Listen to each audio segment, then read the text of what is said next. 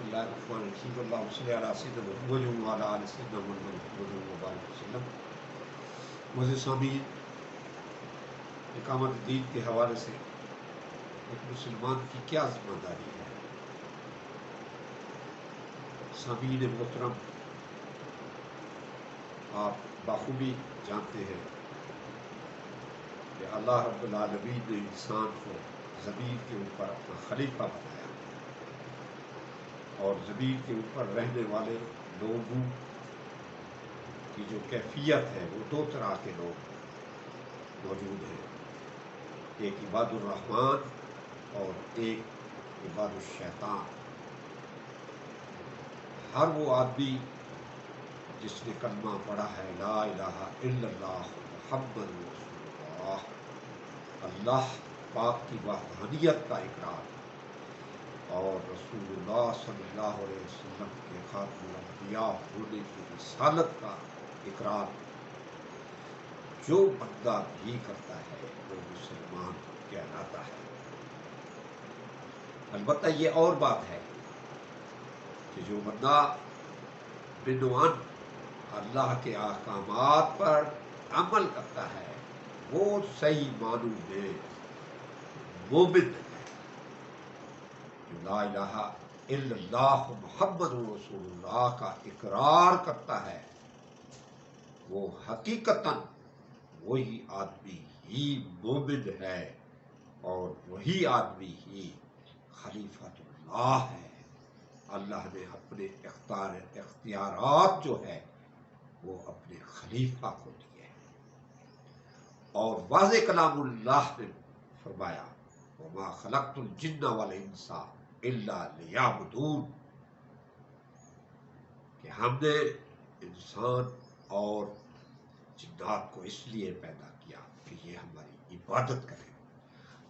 معزز سامعین، ہمارے ذہن کے اندر عبادت کا جو فلسفہ ہے وہ ایک مخصوص سوچ کے تحت صرف نماز، روزہ، حج، زکوٰۃ، تسبیح پر مبنی کر دیا ہے، حالانکہ اسلام جو ہے یہ مکمل دین ہے اور اس کے اندر سیاست بھی ہے، معاشرت بھی ہے، معیشت بھی ہے، معاملات بھی ہیں، حدود و تعزیرات بھی ہیں، سب کچھ دین اسلام کے اندر موجود ہے۔ بیگ اس کے کہ ہم مسلمان ہیں، یہ نہیں کہ ہم دین اسلام کی تعریف کرتے ہیں، یہ حقیقت پر مبنی یہ بات ہے کہ کرۂ ارض پر اگر کوئی نظام حکومت امن پیدا کر سکتا ہے، خوشحالی دے سکتا ہے، سکون دے سکتا ہے، وہ صرف اور صرف دین اسلام ہی ہے۔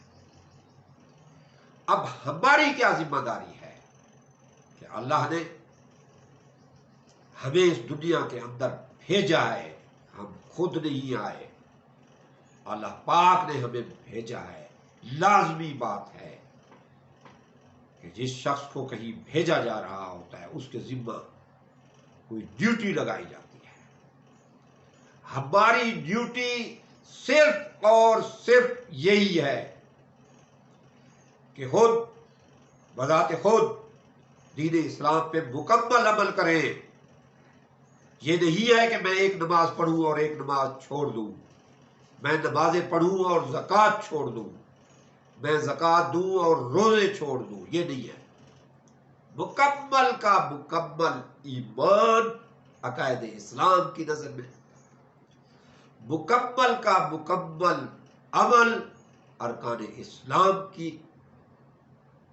نظر کے تحت جس وقت یہ دونوں چیزیں اکٹھی ہوتی ہیں پھر ہمارے معاملات بھی درستگی کی طرف آتے ہیں۔ آپ اندازہ لگائیں، ایک صرف سسٹم اقامت صلاۃ کا آپ شروع کرائیں تو اس سے معاشرتی طور پر آپ دیکھ سکتے ہیں کہ کیا تبدیلیاں آنا شروع ہوتی ہیں۔ اسی طرح کلہم، اسلام کی سیاست، اسلام کی معاشرت، اسلام کی معیشت، پر آپ عمل کرنا شروع کر دیں، کرۂ ارض کے اوپر خوشحالی آ جائے گی، کرۂ ارض کے اوپر سکون آ جائے گا، کرۂ ارض پر امن آ جائے گا۔ جب خوشحالی آئے گی تو امن پھیلے گا۔ مسلمانوں کی تاریخ گواہ ہے کہ ایسے بھی دور تھے کوئی بھیک نہیں لیتا تھا، ایسے بھی دور تھے کوئی زکوٰۃ نہیں لیتا تھا۔ آج پاکستان اور کرۂ ارض پر اگر دین اسلام پر عمل پیرا ہو جائے تو ہمارے سارے کے سارے مسائل ختم ہو سکتے ہیں، ہماری برائیاں ختم ہو سکتی ہیں، ہماری معیشت جو ہے وہ خوشحالی کی طرف آ سکتی ہے، ہماری معاشرت جو ہے وہ اصلاح کی طرف آ سکتی ہے۔